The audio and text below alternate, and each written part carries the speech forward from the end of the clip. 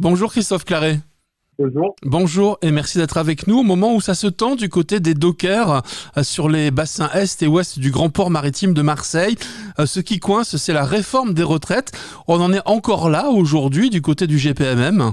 On en est là dans l'ensemble des ports français, dockers et portuaires, que ce soit pour les branches dockers, mainteneurs et administratifs, les ports de manutention et des grands ports maritimes de France, parce qu'il n'y a pas que Marseille et Fos.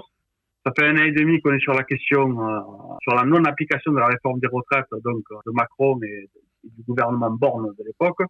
À l'époque, le président de la République, Emmanuel Macron, il s'était engagé à ce que la réforme des retraites ne soit pas appliquée pour les dockers et portuaires. Ça a été relayé par son ministre des Transports de l'époque, Clément Beaune. Il en a rien été, puisque quand on s'est mis autour de la table en vue de négociation, de négociation à négociation, on a vu qu'en fait, il nous avait pris un peu pour des imbéciles et qu'il n'y avait rien. Et le seul moyen maintenant de leur faire comprendre qu'on s'est rendu compte qu'ils ont pris un petit peu pour des dindons, c'est de remettre le couvert de la lutte. C'est ce qu'on fait à travers notre fédération des ports et docks CGT, où l'ensemble des ports est mobilisé. Donc sur le mois de juin, il y aura des temps forts avec des 24 heures d'arrêt chaque semaine, avec des opérations port mort dans tous les ports français, y compris à Marseille et à Fos. Nous sommes aussi en arrêt de travail 4 heures par semaine sur plusieurs jours de la semaine, où il n'y a rien qui rentre et rien qui sort comme marchandise.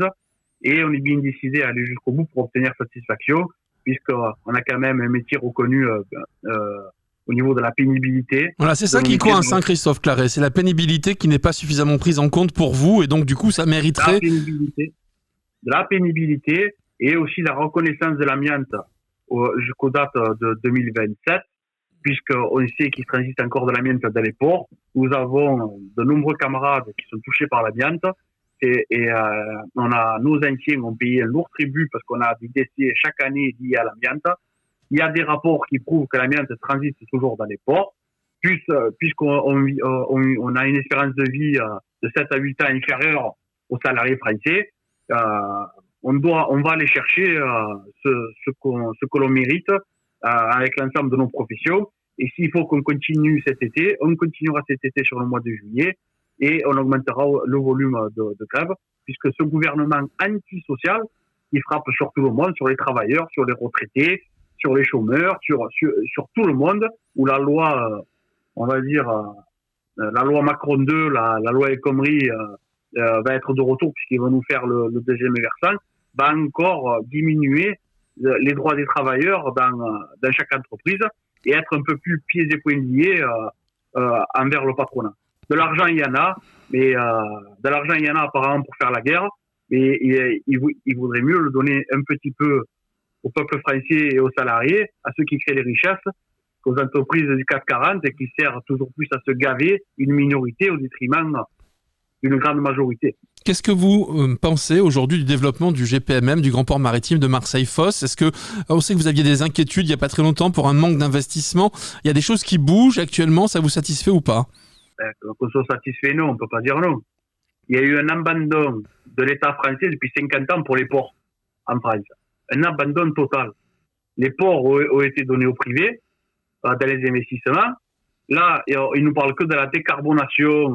Alors, nous, on n'est pas contre la décarbonation, mais elle se fait sur des terrains portuaires où les emplois en lien avec l'activité portuaire n'ont rien à voir, puisque plus personne veut d'artificialisation des sols dans sa commune et tout ce qui va avec. Ils nous parlent de gravity, de carbone et d'H2V sur le port de Fos, mais aucune collectivité, que ce soit le département, la métropole ou la région, met l'argent nécessaire dans les routes et les infrastructures portuaires pour les accès, pour entrer et sortir de la zone industrielle portuaire.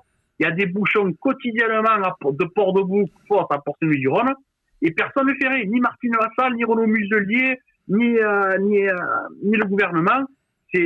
On se fout de nous. Ils annoncent carbone 3000 emplois. Comment les 3000 employés de carbone vont arriver sur site avec la saturation qu'il y a? Comment est-ce qu'aujourd'hui, on arrive, Christophe Claret, à faire un développement harmonieux du GPMM en respectant en même temps l'environnement ? Parce que est-ce que c'est une inquiétude que vous partagez, vous, ou est-ce que c'est plutôt schématique ? C'est-à-dire qu'on pollue, on le sait, mais ça donne des emplois. Non, ça pollue pas. Les entreprises qui arrivent ne polluent pas. Elles sont pour la décarbonation, il n'y a pas d'émission de CO2. Oui, d'accord. On est dans une zone industrielle-portuaire. Donc, à un moment donné, c'est voué à avoir des industries, c'est voué à faire de l'activité portuaire avec des bateaux, et ainsi de suite, de l'import, de l'export en marchandises. C'est la vocation d'un port. Sauf que, il y a 50 ans, il y avait déjà des plans établis où il y avait une autoroute qui arrivait au rond-point de la Fossette pour desservir le port. Il y avait le contournement de Port-de-Bouc. Il y avait le doublement de la RD 68. Tout ça, c'est des projets qui ont 50 ans et qui n'ont pas été effectués parce que l'État n'a pas investi dans les infrastructures portuaires et de développement du pays. C'est la responsabilité de l'État, tout ça.